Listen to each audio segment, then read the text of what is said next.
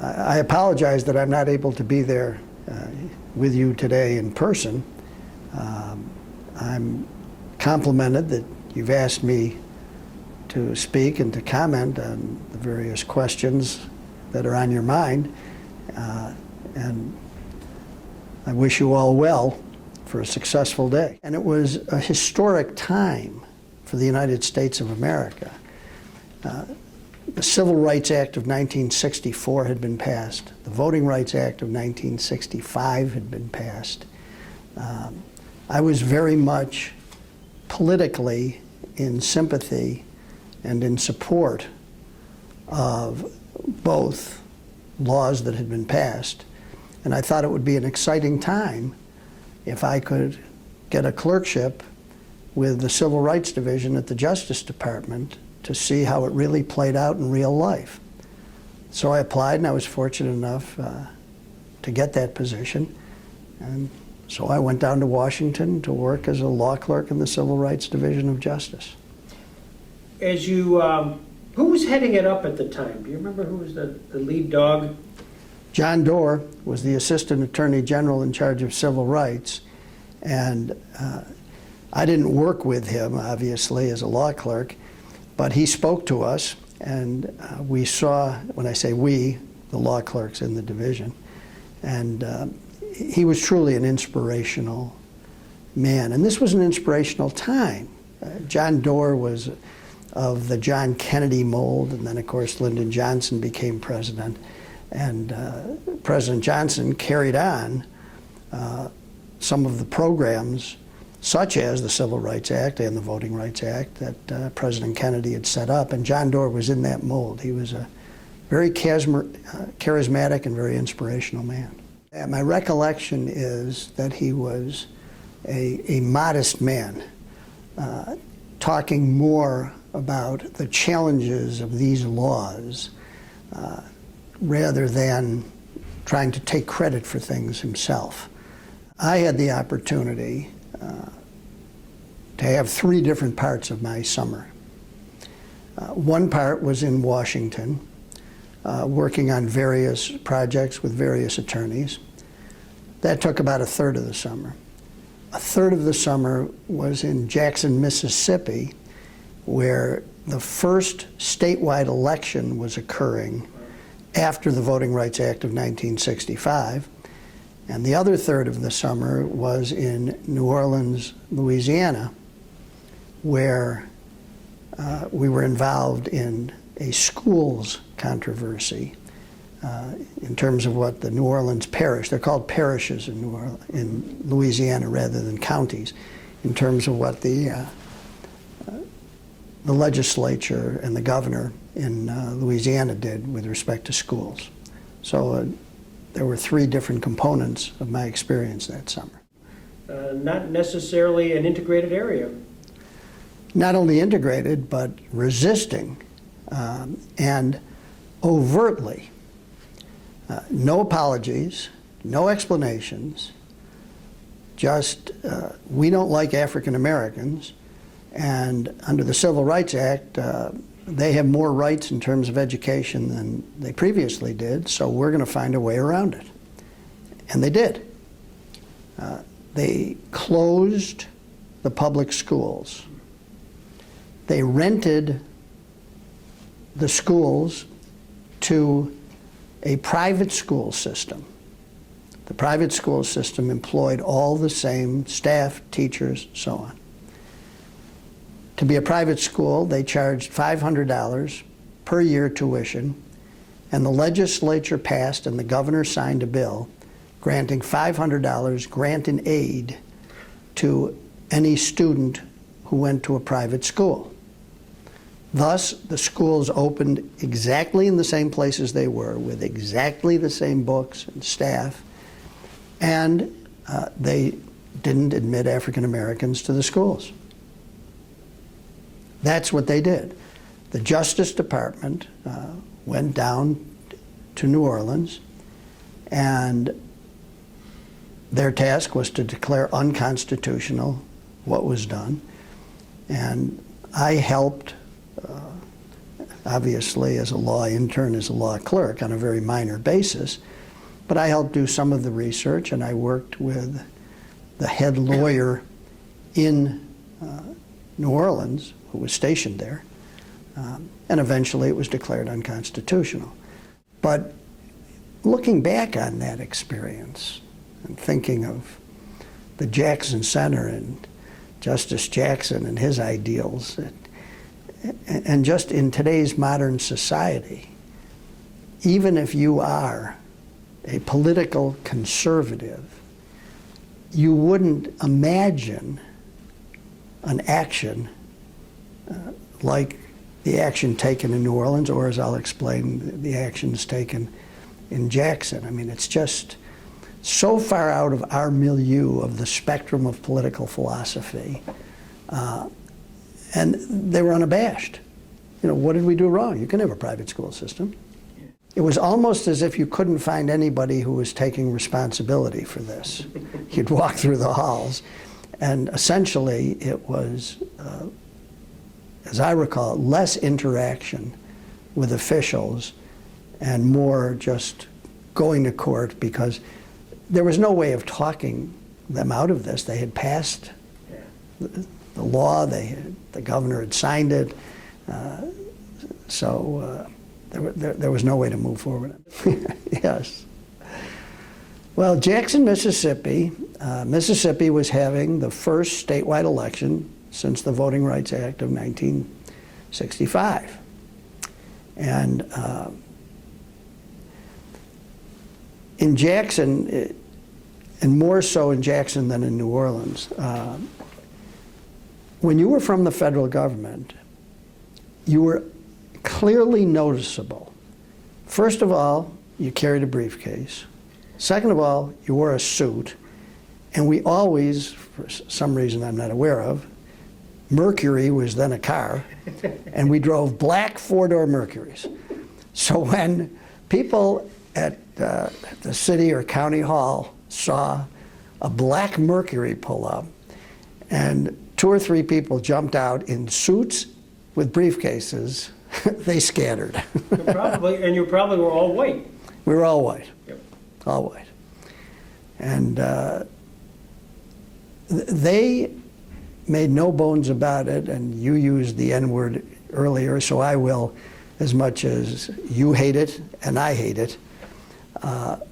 But there was a central person there, a sheriff, who said,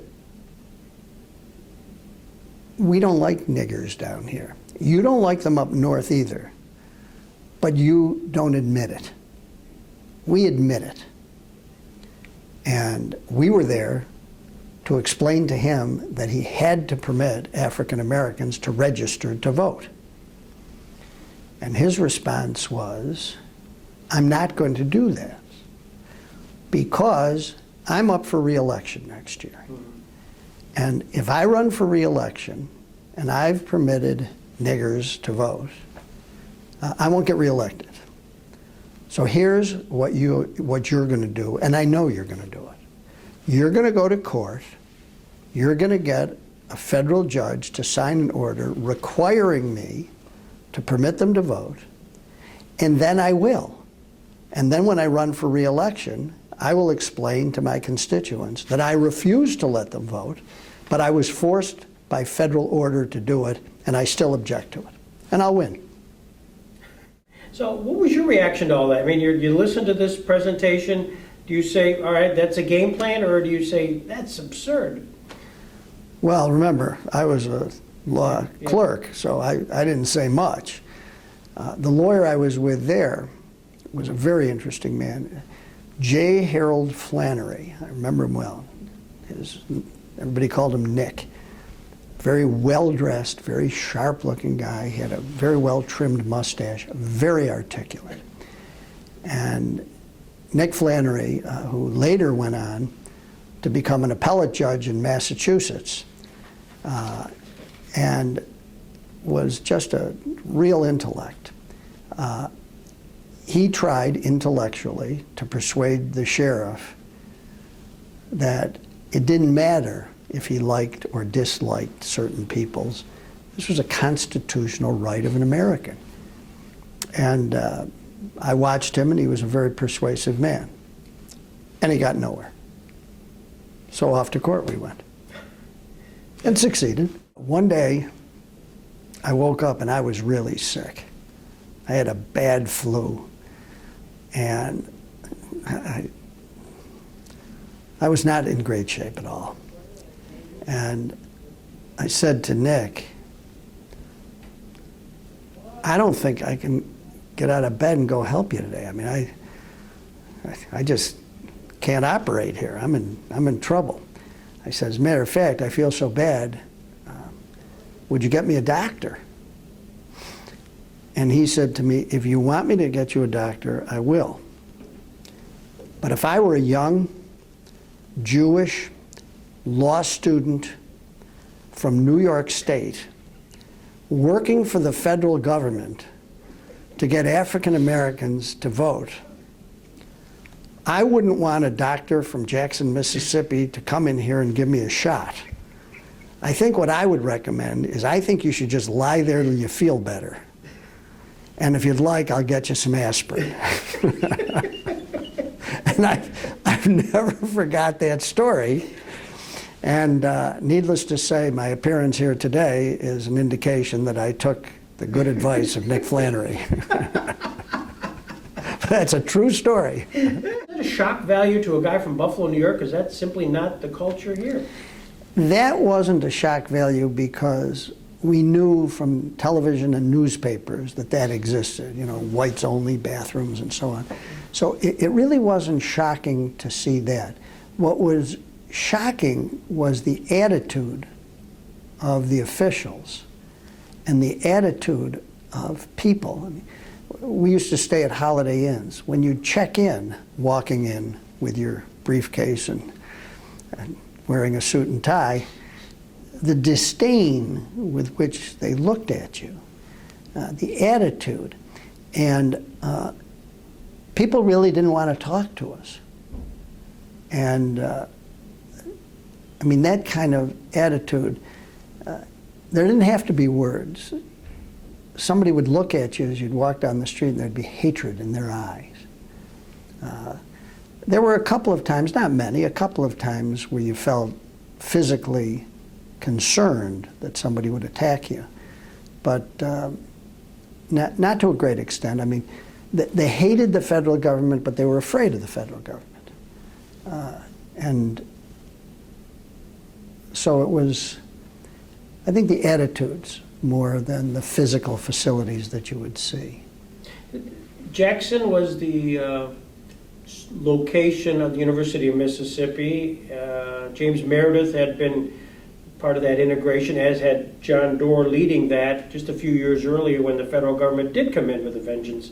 Did you get a sense that 5 years later that still resonated?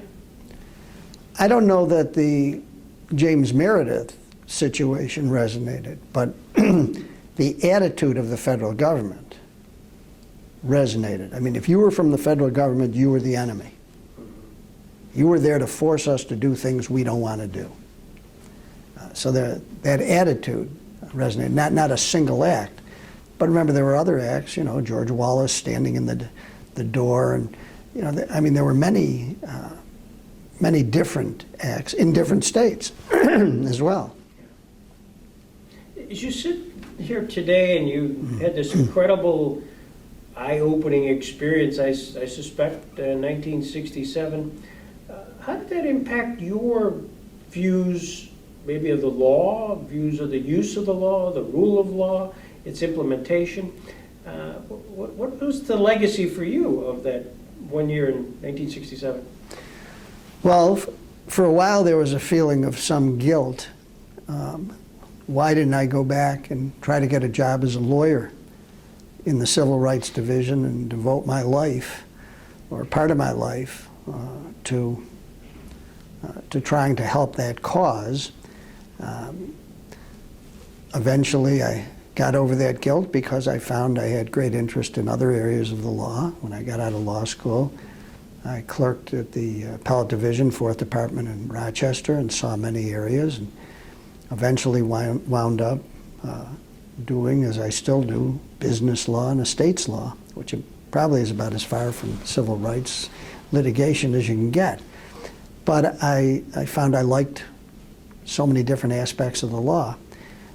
But in terms of political philosophy, I think that has had a lasting impact. When I look at candidates for national office, for President of the United States, for Senate, for House of Representatives, and even some on a more local level, I'm very conscious of the civil rights of people. I'm very interested when they're Supreme Court or Court of Appeals nominees as to their civil rights record.